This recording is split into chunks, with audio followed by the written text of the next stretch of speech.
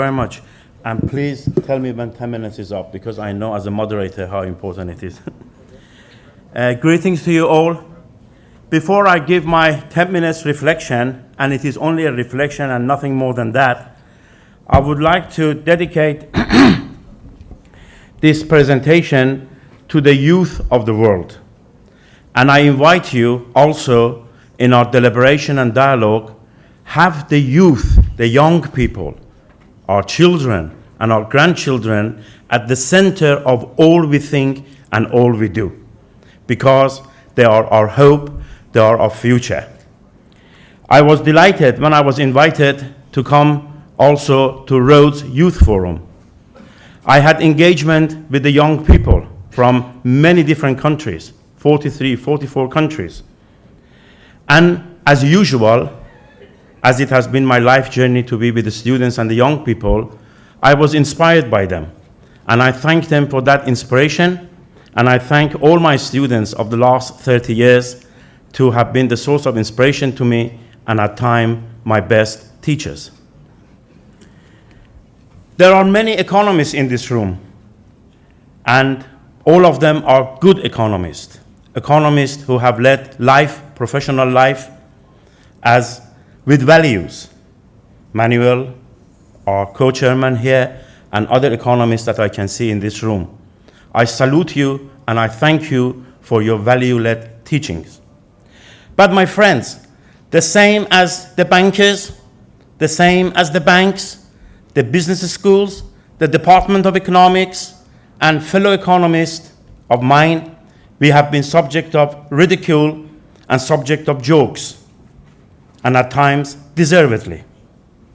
I want to share with you a paragraph from an editorial in The Observer, the oldest Sunday newspaper in the world, which was published on 16th of August 2009, a year or so after the financial crisis. The heading of the editorial was, "Put your trust in Socrates, not economists." The wisdom of Socrates was famously summarized as his ability to know that he knew nothing. So in modern times, he would probably be an economist. Few saw the credit crunch coming. Since it arrived, opinions as to the severity of its consequences, its effects on different nations, and the prescriptions to remedy them have been varied wildly. And it is quite true. We have got to answer some questions. And I'm coming here in front of you with total humility. My friends, unless we bring economics back to its original root, when it was embedded with theology, moral philosophy, ethics, and humanity and spirituality, we will all be in the same train, as the friend from Barclay Bands told us. He said, in the good years, the banks and the bankers in a fast train were taking us to paradise. It's a pity that they lost direction and took us all to hell. When you look all around the world, in all the countries, advanced, emerging, emerged, whatever name and value you want to put against them, there is trouble, there is pain, there is desperation. And it should not have been that if we had led values-led teaching, values-led behavior at all levels. Before I came to Rhodes, the Archbishop of Westminster in London, he wrote an article, I think it was in the Telegraph, Daily Telegraph, if I'm not mistaken, that the CEOs and the people of importance, the decision makers, when they leave home and they go to work or the university or whatever, they practice different values to the values that they practice at home. It is about time we rediscover that without values that we practice with our wives, husbands, children, grandchildren, and so on, we cannot remedy the world. If the problems of the world were money, if the problems of the world were economics, by this time we would have been living on paradise on earth. But we are not. The problems are spiritual. The problems are moral, ethical. There is all problems of relationship. The relationship between ourselves, the relationship between us and the Mother Earth, the relationship between us and the nature. We have destroyed the world as exploiters, but we came here to be custodian and stewards of the gifts that were given to us and had nothing to do with us. We came here, earth was here. The jungle and the woods, the sea and the river, the fish, birds and butterflies and the natural resources were here. Where are those people to come on television and tell us what has gone wrong? Even today, you turn the television on, MSNBC, BBC News, BBC Business News, they all bring economists to tell us what is going wrong and what it should be right. No, thank you.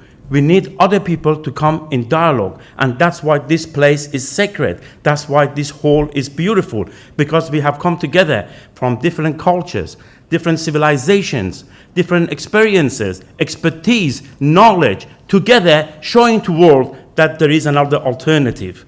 The alternative is not competition, as we are told all the time. Market economy, competition, deregulations, marketization, privatization. It is cooperation. It is love. It's sympathy, empathy, generosity, kindness, hospitality, friendship. These are the values that will change the world for better. Neoliberalism, with its values of market economy, profit maximization, cost minimization, the highest return to the shareholders. My friends, those values have brought the house of cards down. We must search for better. What can I say to you that you do not know already? But let me quote some examples, some quotes from wise people. I come here in front of you with total humility. I am the Socrates. I know nothing. What I know is the wisdom of others before me that have taught me. He that seeks the goods of the many seeks in consequence his own good. Saint Thomas Aquinas. If you want others to be happy, practice compassion. If you want to be happy, practice compassion. Thank you very much. The other one, Ubuntu. I have shared it in different platforms in this very forum with you. So you may have heard it, but I'm sure if you have heard it, you still want to hear it. And if you haven't, here it is. Ubuntu. I am because we are. A group of anthropologists from the Western world went to Africa. And they got a group of children, 9, 10, 11, 12 years old together. And they put a basket of fruit and cakes and sweets there, 200 meters away. And they said to these children, whoever runs fastest and gets to the basket of fruit can have the basket for himself or herself and enjoy it and be happy. They sounded the whistle. 10, 12 kids. They got together in a row, holding each other's hands, and they started to run together. And the more able-bodied were helping the less able-bodied. They all got together to the basket of fruit. They picked it up, put it amongst themselves, made a circle, and they started to enjoy the cakes and the fruit. The anthropologists from the West, with the Western mentality, gone mad. What is going on? Why are they doing that? He went to them and said, what are you doing? They said, how can one be happy if the rest are unhappy? It is through the sharing and the giving that we can be happy. The wise words of St. Francis of Assisi. It is in giving that we receive. It is in loving that we are loved. I hope one day these values becomes the values of teaching, the values of business, the values of our relationship with ourselves, with nature, with birds and butterflies. I thank you for your attention. God bless you.